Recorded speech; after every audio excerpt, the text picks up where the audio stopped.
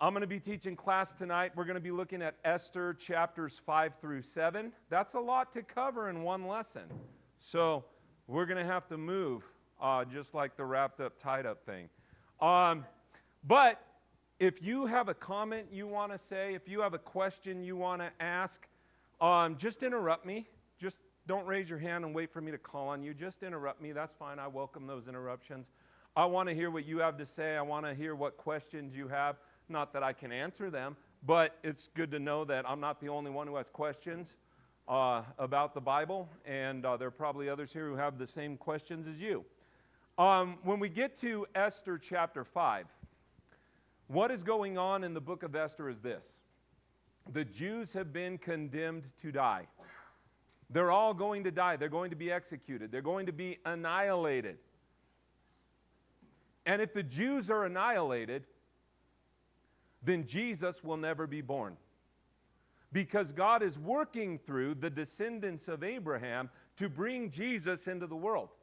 And if Jesus is never born because the Jews are annihilated in Persia, then there is no salvation. The salvation of all human beings hangs in the balance of what happens during the time of Esther. And so the stakes couldn't be any higher than they are. Esther must act. She must do something to deliver her people. But doing something is risking her life.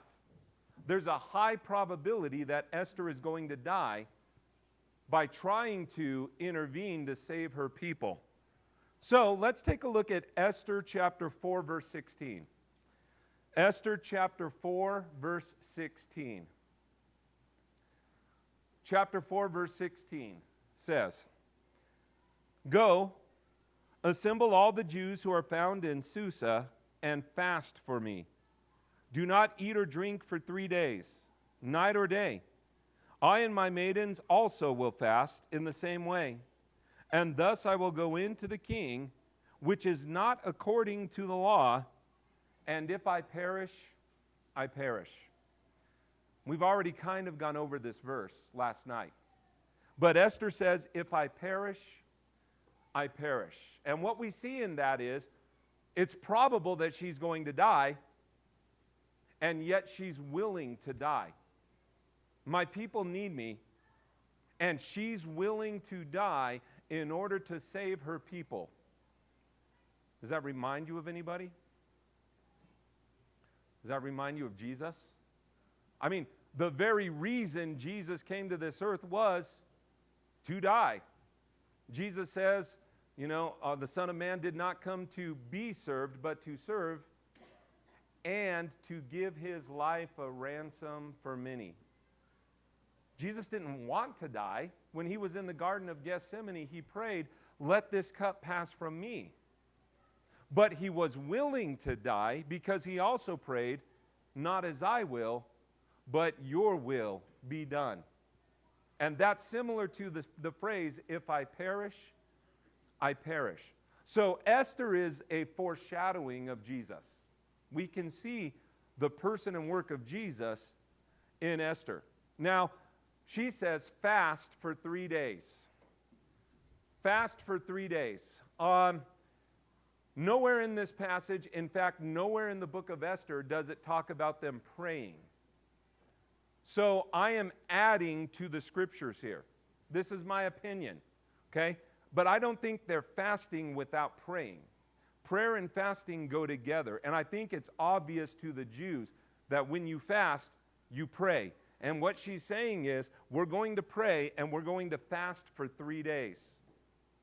And then when we see 3 days, that should remind us of the death, burial, and resurrection of Jesus. Jesus dies and he's buried in the tomb, and he's going to be in the tomb for 3 days.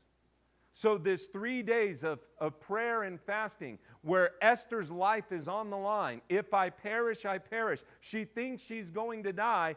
It's similar to, it's not an exact representation, obviously, but it's similar to the time when Jesus was in the tomb, and for 3 days the disciples were wondering, what does this mean? What's going to happen next? We thought Jesus was the Christ, but now he's dead and he's buried in the tomb, and we don't know who Jesus is. Was he the Christ? Is he the Christ? Or have we been deceived? And so there's a time of doubt and fear during these 3 days.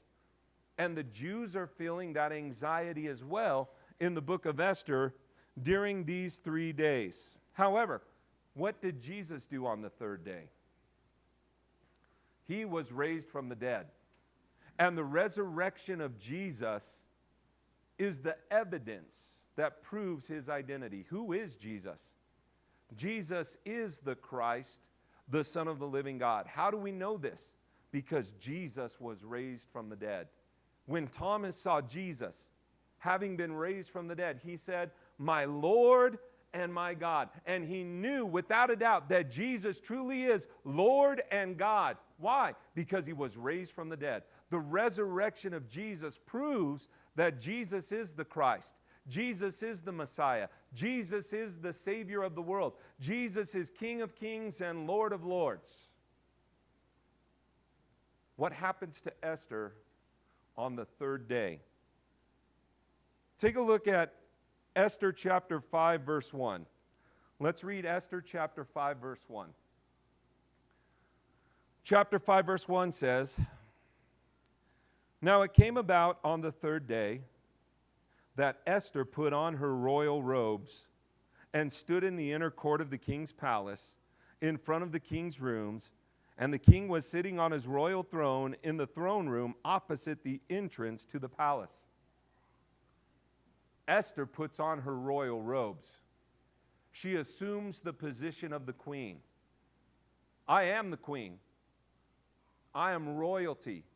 This happens on the third day. It's kind of like a resurrection moment. She's been praying and fasting. They've been wearing sackcloth and ashes, things like that. But now she puts on her royal robes and she's presented as the queen. Kind of like when Jesus was raised from the dead and people realized, you really are the Son of David, the great king who is to come. So there's that similarity here in this story. This story is a tale of two plans. Haman has a plan to destroy the Jews. Esther has a plan to save the Jews. Whose plan is going to prevail? And the answer is God's plan is the one that is going to prevail. Proverbs chapter 19 verse 21 says, Proverbs 19 verse 21, "Many plans are in a man's heart, but the counsel of the Lord will stand." And what that means is we can make all the plans we want, but if it's not God's will, it's not going to happen. It's only God's plan that is going to succeed.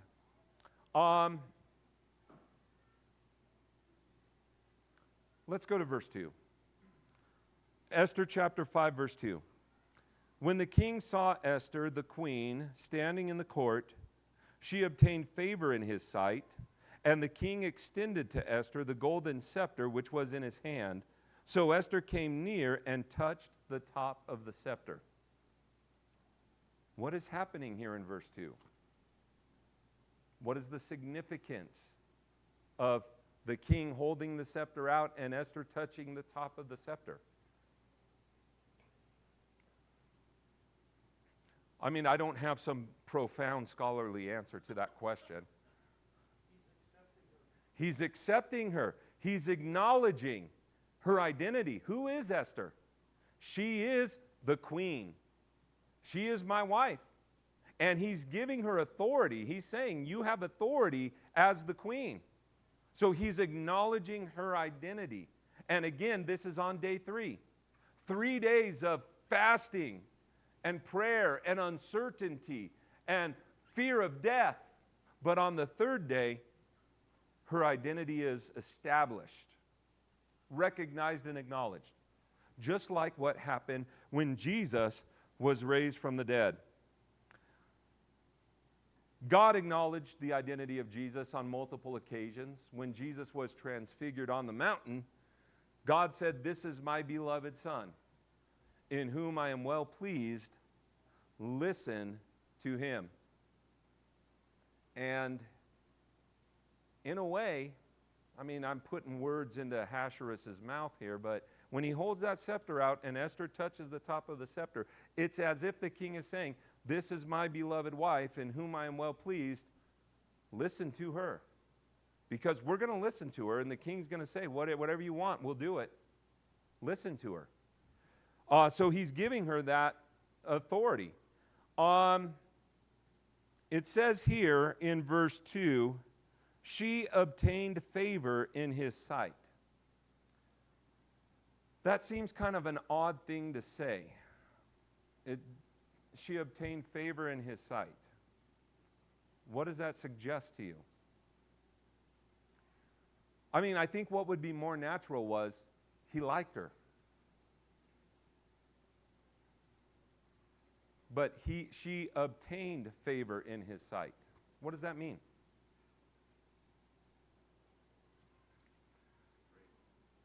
Grace. Favor. The word favor. God said that, or said Noah found favor in the sight of the Lord. It's the same word used there. So in the situation with the king and the queen, she could be killed, or she could find favor or grace to come forward. And maybe part of that is that favor of her coming forward. Yeah, I thank you for sharing that with us. It is the Hebrew word for grace and favor is the same word. So this is an example of grace. What I'm kind of getting at is she obtained favor in the sight of the king, kind of like the providence of God is at work in what's happening here. So Proverbs 21 verse 1 says, "The king's heart is like channels of water in the hand of the Lord. He turns it wherever he wishes." And I think God is involved in whatever's happening in Ahasuerus' heart, his love for Esther, his willingness to listen to Esther, his desire to please Esther. God is touching his heart. Has he ever felt this way about any other woman? I mean, it doesn't seem like it, from what we've read so far. Let's read verses 3 and 4. Esther 5, verses 3 and 4. Then the king said to her, "What is troubling you, Queen Esther? And what is your request? Even to half of the kingdom it shall be given to you."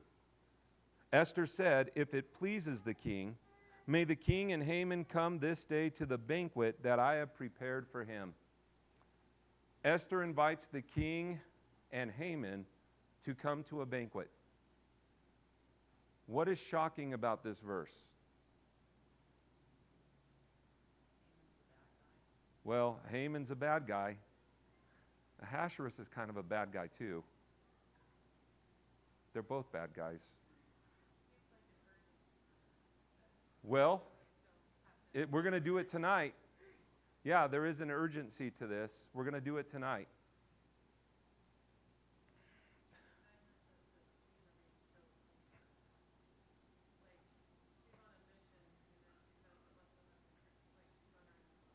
Well, she is buttering him up. That's true. That's going on as well.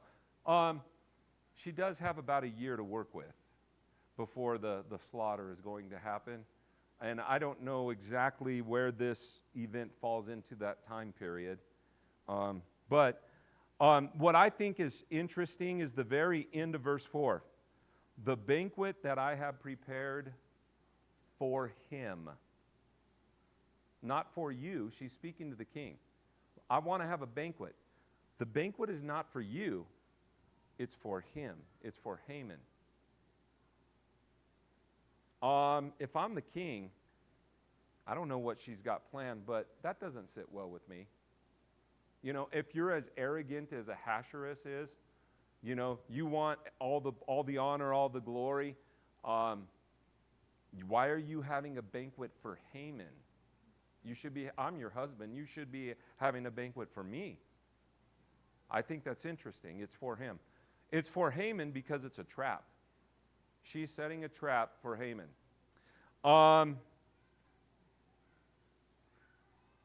So they have dinner. They go to the banquet. But Esther doesn't say anything. She doesn't say the reason why she wanted to have dinner with these guys. The king asks her, what's on your heart? And she says, you know what? Come back tomorrow night. We'll have another banquet tomorrow night. And then I'll tell you. And I wonder why she doesn't just tell him right there.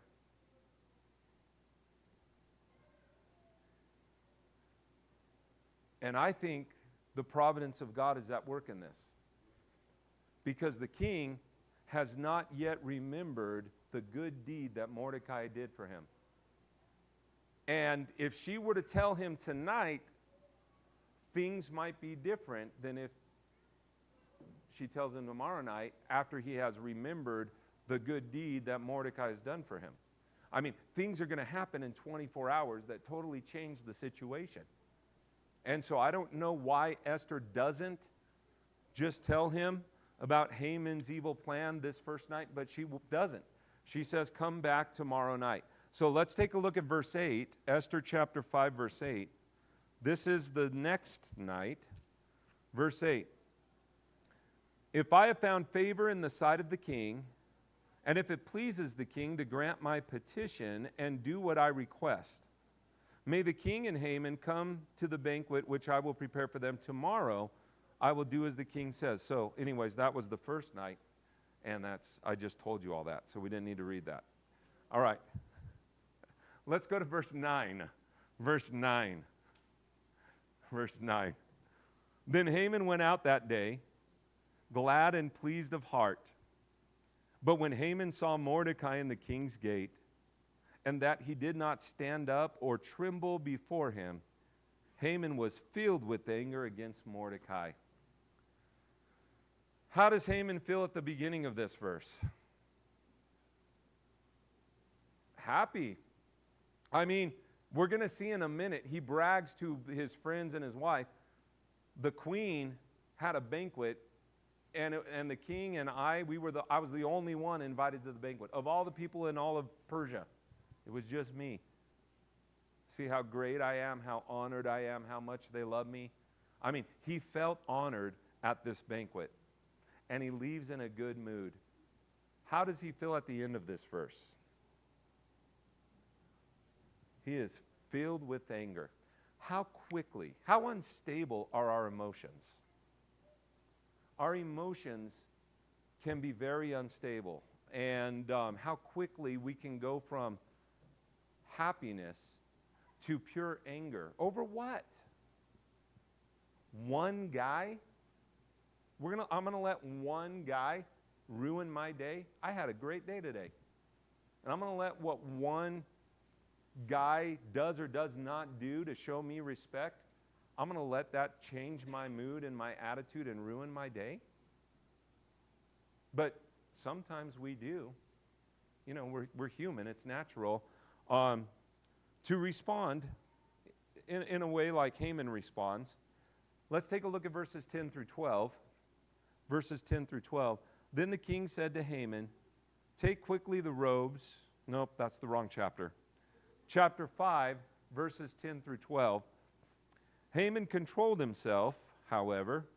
What does that tell you? He controlled himself, however. Okay, good job, Haman, you controlled yourself. But what was he wanting to do? He was so angry, he wanted to do something to Mordecai. Beat him up? Kill him? I don't know. But he controlled himself.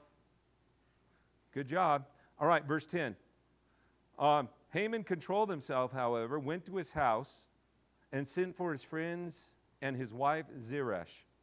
Then Haman recounted to them the glory of his riches and the number of his sons and every instance where the king had magnified him and how he had promoted him above the princes and servants of the king. What kind of man is Haman? That's an odd way to ask the question I'm asking. What does Haman value? What does he think about? What's important to him? Himself. His very self-centered life. He wants, we saw on Monday how Ahasuerus wanted to be recognized, honored, glorified. It was all about him. And Haman is just like Ahasuerus. Look at all the possessions I have, all the wealth that I have, all the children that I have, all the times that I have been honored by the king. I'm a great man. Everyone knows I'm a great man, except for that guy Mordecai over there, and that drives me nuts. You know? If only he would know what you all know, how great I am.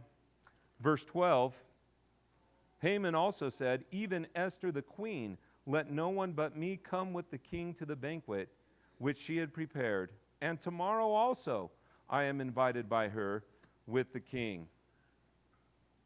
Verses 13 and 14.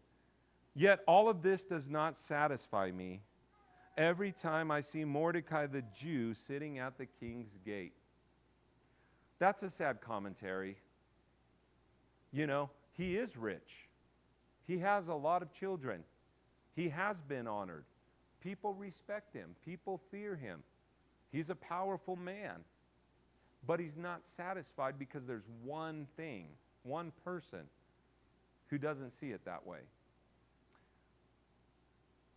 Does that describe any of us? I'm looking to see who. I'm kidding. Verse 14. Then Zeresh, his wife, and all his friends said to him, have a gallows 50 cubits high made, and in the morning ask the king to have Mordecai hanged on it. Then go joyfully with the king to the banquet. And the advice pleased Haman, so he had the gallows made. What I see that's interesting here is in verse 10, Haman controlled himself. And in verse 14, he built gallows to kill Mordecai. What changed from 10 to 14?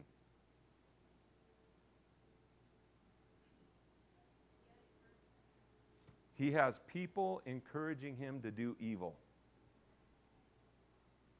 He's getting advice from the wrong people. Again, Psalm chapter 1, verses 1 through 3. Blessed is the man who does not walk in the path of sinners or scoffers, or does not stand with them, does not sit with them, but his delight is in the law of the Lord, and on his law he meditates day and night. Who is giving you advice? You know, whose advice are you listening to? Who are the influential people in your life? Because if we're being guided by the wrong people, we're going to be like Haman, and it's going to lead us down a path of sin and destruction. Look at how calloused his wife is. This is Haman's wife.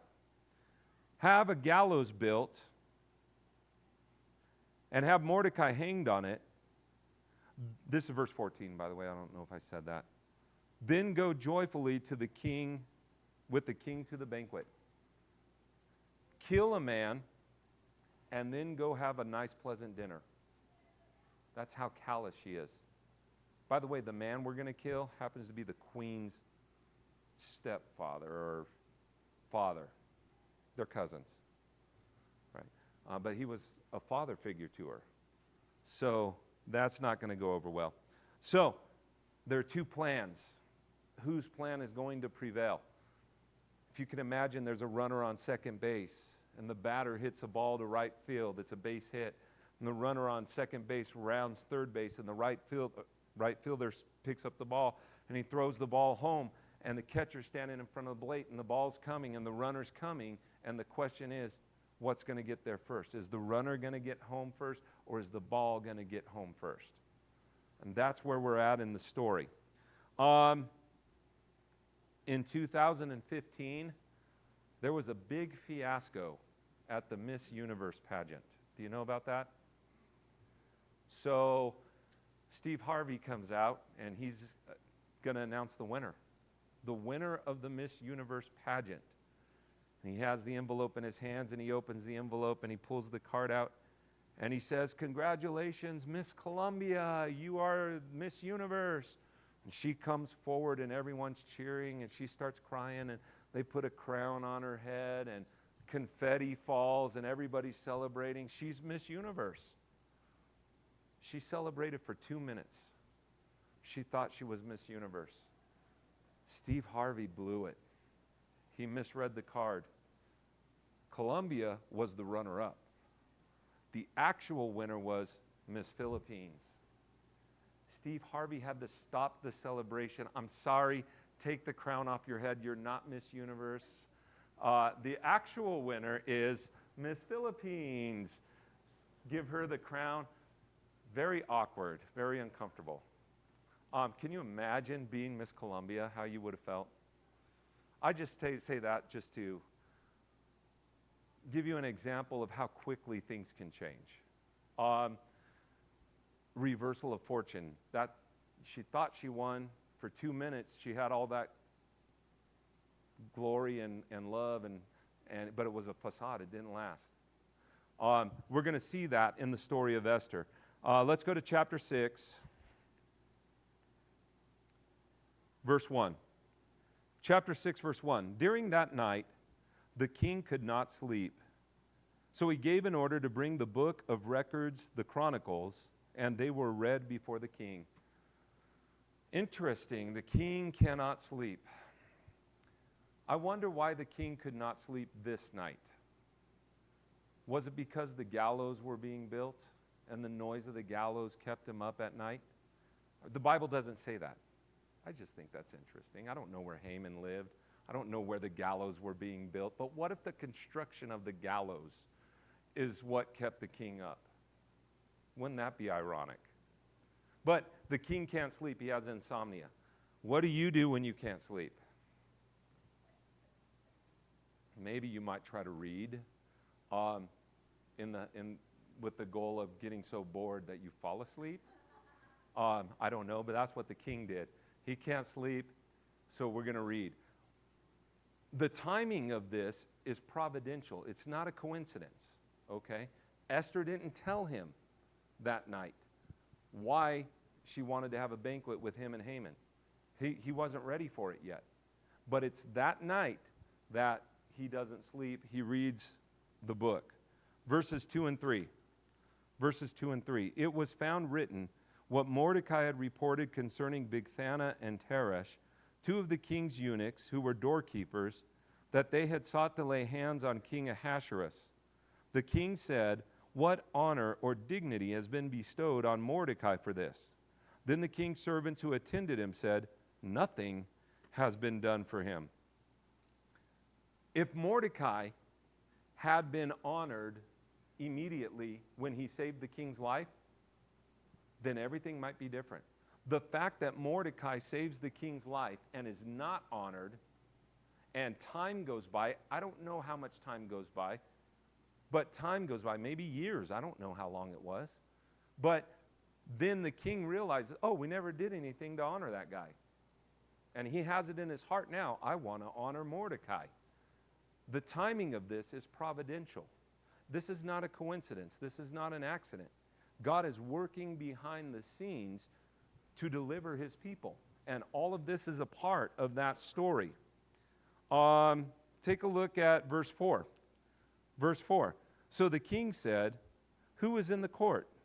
Now Haman had just entered the outer court of the king's palace in order to speak to the king about hanging Mordecai on the gallows which he had prepared for him."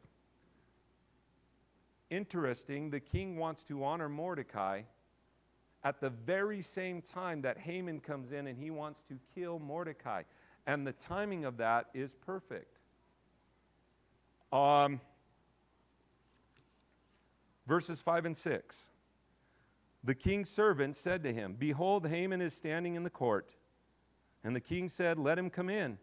So Haman came in, and the king said to him, "What is to be done for the man whom the king desires to honor?" And Haman said to himself, "Whom would the king desire to honor more than me?" I think that's funny. You could be very disappointed in life if that's your thought process. We're going to award someone some great honor. Well, it's got to be me. But it's not me. It's that person over there. That's very disappointing. Romans chapter 12, verse 10 says, "Give preference to one another in honor." Some versions of the Bible say, "Outdo one another in giving honor." And so, as Christians, it should not be our desire to be honored. I don't want to seek honor for myself. But rather, it should be our goal to honor one another. How can I highlight you? How can I encourage you? How can I show honor and respect for you? You're doing great things in the kingdom. You're a great mom. You're a great wife. You're a good example to all of us. You're very generous. We should be outdoing one another in showing honor to others, rather than seeking to be honored ourselves. Philippians chapter 2, verse 3 says, "Do nothing from selfishness, but with humility of mind, regard one another as more important than yourself." Let's read verses 7 through 11. 7 through 11. This is Esther chapter 6, verse 7. "Then Haman said to the king, 'For the man whom the king desires to honor, let them bring a royal robe which the king has worn, and the horse on which the king has ridden, and on whose head a royal crown has been placed. And let the robe and the horse be handed over to one of the king's most noble princes, and let them array the man whom the king desires to honor, and lead him on horseback through the city square, and proclaim before him, Thus it shall be done to the man whom the king desires to honor.' Then the king said to Haman, 'Take quickly the robes and the horse, as you have said, and do so for Mordecai the Jew, who is sitting at the king's gate. Do not fall short in anything of all that you have said.'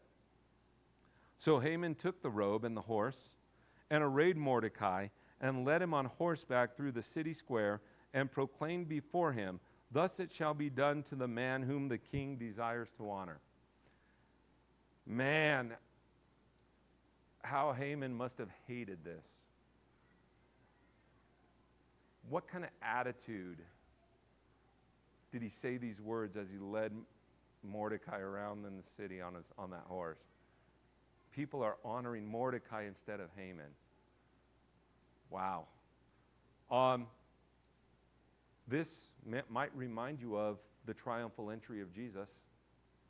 When Jesus comes into the city of Jerusalem and he's riding on a donkey, and everyone is praising Jesus, honoring Jesus. He's the king, and he's entering the city, and they're honoring him like a king.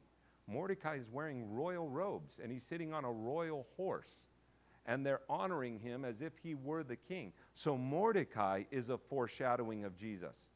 We have two characters here, Esther and Mordecai, but they both represent Jesus. And I kind of think we shouldn't view them as two separate characters. We should view them as a picture of Jesus. Together, they give us a picture of Jesus.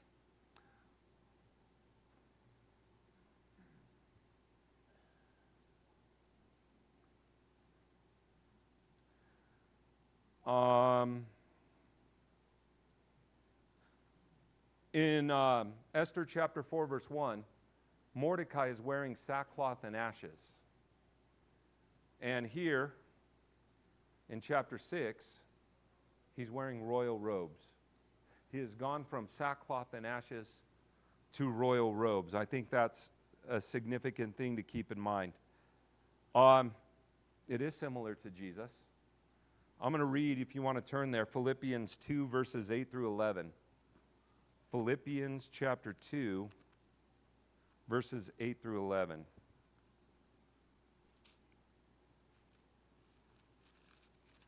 Philippians 2, 8 through 11. Being found in appearance as a man, he humbled himself by becoming obedient to the point of death, even death on a cross. For this reason also God highly exalted him and bestowed on him the name which is above every name, so that at the name of Jesus every knee will bow, of those who are in heaven and on earth and under the earth, and that every tongue will confess that Jesus Christ is Lord, to the glory of God the Father. Jesus went from the shame of the cross to being glorified and honored by every tongue and every knee bowing down before him. Jesus is given the name which is above all other names. There's only one name that is above all other names. What name is that?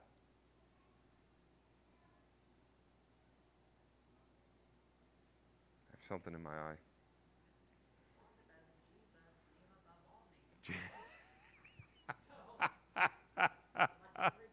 All right, what does the word Jesus mean? It means, I didn't hear what you said. God, well, Emmanuel is God with us. Jesus is Jehovah saves, or the salvation of Jehovah. Jehovah saves. And I think Jesus receives this name not because it sounds cool, but it identifies who Jesus is and what Jesus does. He is God, our Savior. So the name that is above every name is the name of God.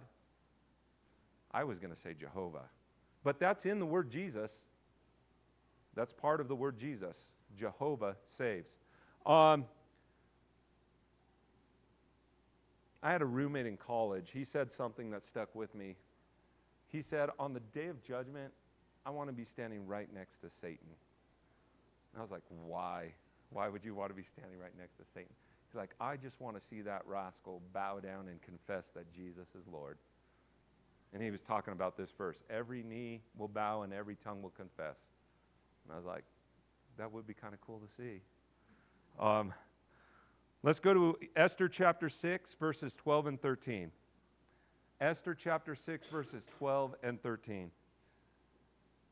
Then Mordecai returned to the king's gate, but Haman hurried home mourning with his head covered. Interesting. The Jews were mourning. Now they're being glorified. Haman, who was being glorified, is now mourning. It's a reversal of fortunes. Verse 13. Haman recounted to Zeresh, his wife, and all his friends everything that had happened to him.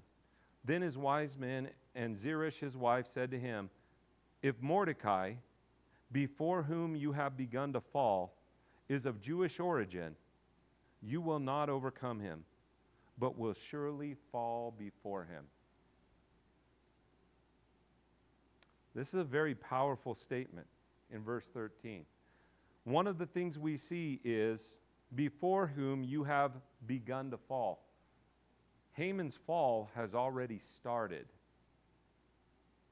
Satan's fall has already happened or is in process, but the fall of Satan is a done deal. You will not overcome him. There's no way you're going to defeat Mordecai. This is what he's told. No way you're going to defeat Mordecai. You will not overcome him, but you will surely fall before him. There's conviction in this statement. There's no doubt in this statement. It's kind of like what Mordecai said, deliverance will arise.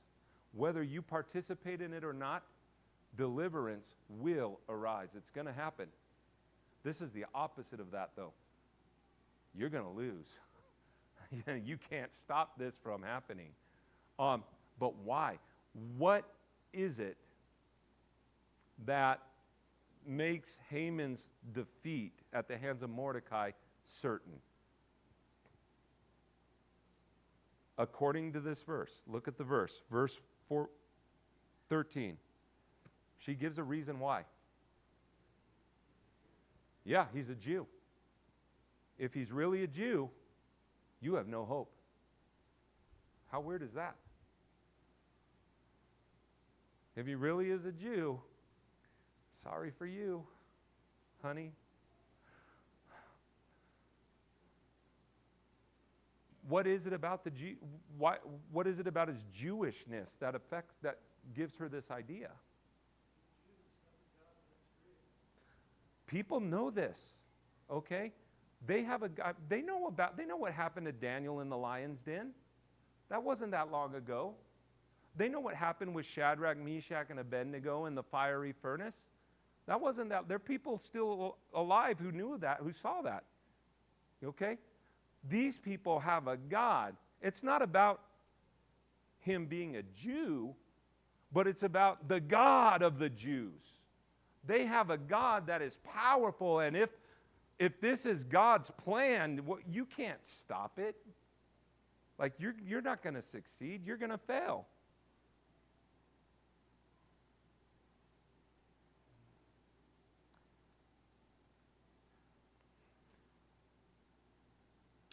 Let me read verse 13.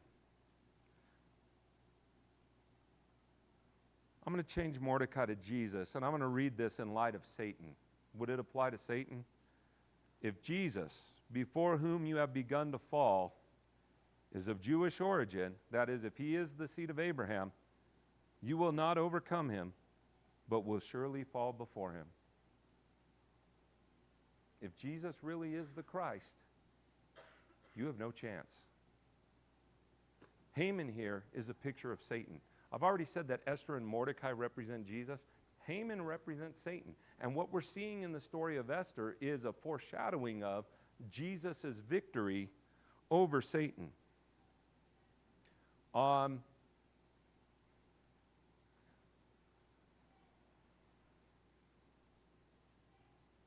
Let's go to Esther 6, verse 14. Verse 14, while they were still talking with him, the king's eunuchs arrived and hastily brought Haman to the banquet which Esther had prepared. There are some similarities between Haman and Wile E. Coyote. What are those similarities? You think something great is going to happen, and then it doesn't work out. Yes, he has all these grandiose plans. They all fell. Yes. Yeah, he built something to trap or kill someone else, and it always backfires, and he gets snared in his own trap. One other thing. Mordecai's refusal to bow down before Haman is like Roadrunner's beep beep. That just drives Wile E. Coyote insane. I'll never be satisfied as long as I hear that beep, beep. Let's go to Esther chapter 7, verses 1 through 10. I'm going to read verses 1 through 10, chapter 7. Now the king and Haman came to drink wine with Esther the queen, and the king said to Esther on the second day also, as they drank their wine at the banquet, "What is your petition, Queen Esther? It shall be granted you. And what is your request? Even to half of the kingdom it shall be done." Then Queen Esther replied, "If I have found favor in your sight, O king, and if it pleases the king, let my life be given me as my petition, and my people as my request. For we have been sold, I and my people, to be destroyed, to be killed, and to be annihilated. Now, if we had only been sold as slaves, men and women, I would have remained silent, for the trouble would not be commensurate with the annoyance to the king." Then King Ahasuerus asked Queen Esther, "Who is he, and where is he who would presume to do thus?" Esther said, "A foe and an enemy is this wicked Haman." Then Haman became terrified before the king and queen. The king arose in his anger from drinking wine and went into the palace garden, but Haman stayed to beg for his life from Queen Esther, for he saw that harm had been determined against him by the king. Verse 8. Now when the king returned from the palace garden into the place where they were drinking wine, Haman was falling on the couch where Esther was. Then the king said, "Will he even assault the queen with me in the house?" As the word went out of the king's mouth, they covered Haman's face. Then Harbonah, one of the eunuchs who were before the king, said, Behold, indeed the gallows standing at Haman's house, 50 cubits high, which Haman made for Mordecai, who spoke good on behalf of the king. And the king said, Hang him on it. So they hanged Haman on the gallows, which he had prepared for Mordecai, and the king's anger subsided.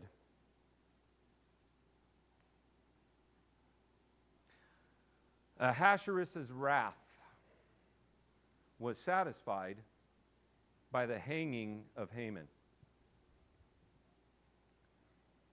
God's wrath was satisfied by the crucifixion of Jesus. They're not totally parallel. Okay, because Haman's death doesn't save anybody. It is leading up to deliverance for the Jews. I mean, it is part of the story that leads to the deliverance of the people of God. But Jesus' death on the cross is the salvation, provides salvation for all mankind.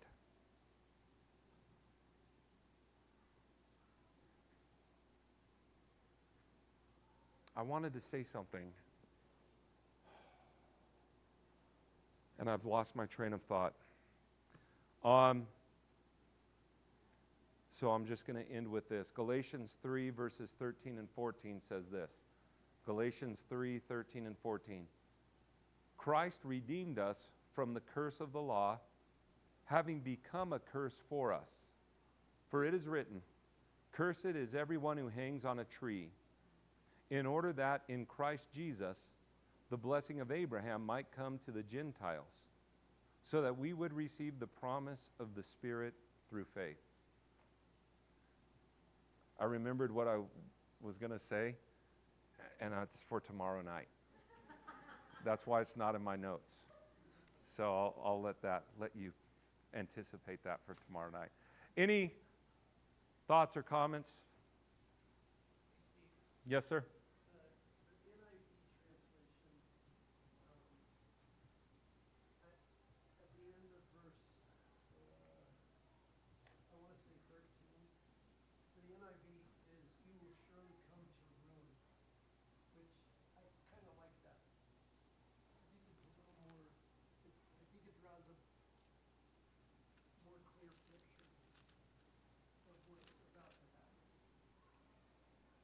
My version says, you will surely fall before him. Your version says, you will surely come to ruin. I like that. But you know what that makes me want to do? It makes me want to look up the Hebrew and see, what does it say in Hebrew? But I do like that. I think that is a good visual. Yeah. You will surely come to ruin. Yes.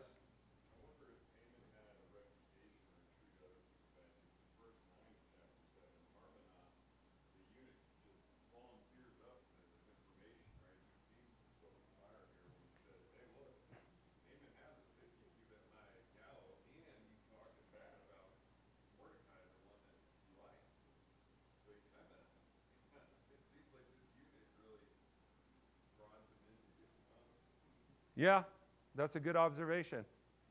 I think that's interesting. James? It's also interesting how we can allow one person in our life to ruin our lives.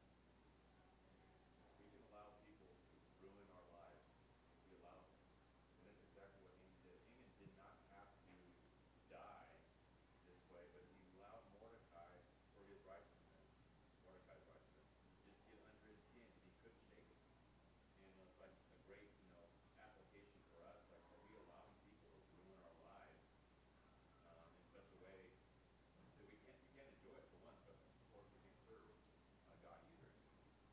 So that spiral, like he's on a downward spiral because of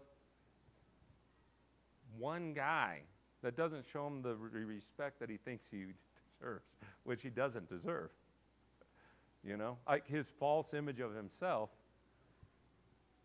And he allows that one guy to do that. Yeah. That's a good cautionary tale for us. All right. Thank you. We're dismissed.